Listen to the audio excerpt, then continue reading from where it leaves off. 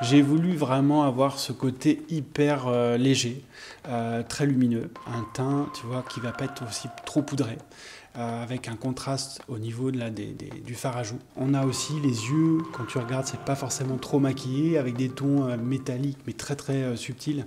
Et puis la bouche qui va trancher là, avec une belle bouche rouge. J'aime bien ce que tu as fait au niveau des sourcils, ça reste très naturel. Les sourcils, ils sont travaillés d'une façon aussi, voilà, j'ai voulu garder le côté naturel et la forme de tes sourcils. Donc l'idée, c'était juste de sublimer l'ensemble. Alors, ce produit sur toi, je l'ai utilisé, hein, tu te rappelles, au niveau donc, du teint, je l'ai mis légèrement... En fait, on l'a travaillé au niveau des zones lumière. Donc c'est le haut des pommettes, je l'ai mis ici. Je l'ai mis après au niveau de la naissance du front, sur l'arête du nez, et puis aussi au niveau de l'arc de Cupidon, au niveau des lèvres, et puis légèrement aussi au niveau du menton, la pointe du menton, pour capter la lumière, tout en subtilité. Donc c'est un produit qui va te permettre d'avoir vraiment qui va t'apporter un teint frais, éclatant, lumineux et puis aussi reposé. Tu peux l'utiliser, alors au niveau du teint, tu as vu, hein, je l'ai utilisé, il y a plusieurs façons. Soit tu le mets sous ton fond de teint, soit tu peux le mélanger avec un fond de teint. Tu peux aussi l'utiliser sur un fond de teint pour avoir un peu plus le côté glowy. On peut dire que c'est vraiment le produit aussi anti-fatigue, cette base de teint sublimatrice.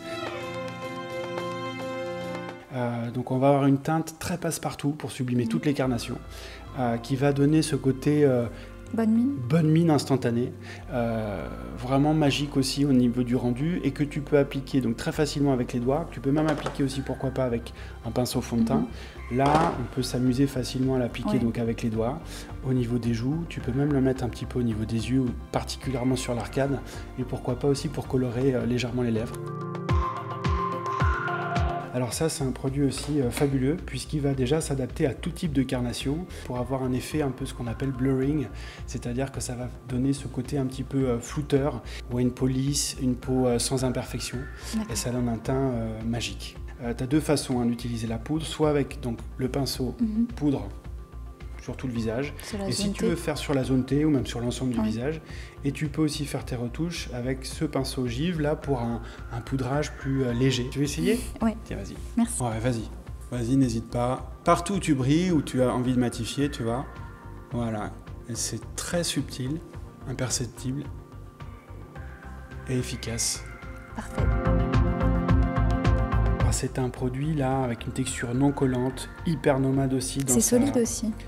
Version solide, et là on a notamment du beurre de karité bio. Ça va t'apporter du confort, de la brillance, de la nutrition, et puis aussi beaucoup de souplesse au niveau des lèvres. Ouais. Et du coup là je peux en remettre un petit peu sur mon rouge à lèvres ou ça va mélanger un petit peu, ça va... Tu peux en remettre, ça va lui donner un côté glowy. Attention par contre à pas trop... Comme un gloss en fait. Comme un gloss, pour changer un petit peu l'aspect, si tu veux, visuel du rouge à lèvres. C'est l'huile de ricin. D'accord. Tu vas voir, c'est un produit qui est très pratique, facile aussi à utiliser. Tu vas simplement faire une pulvérisation. Et après tu masses. Et tu vas masser. Alors, on va utiliser quand même ce produit de préférence le soir. C'est vraiment un entretien. Et ça te permet, tu vois, de... Je vais même en mettre, regarde, j'ai mis une toute petite pression là. Je vais l'utiliser finalement sur tous tes ongles. Et puis aussi, tu as de l'huile d'amande douce qui va vraiment donner ce côté nutrition. D'accord. Donc deux actifs principaux là qui reviennent dans ce produit. D'accord.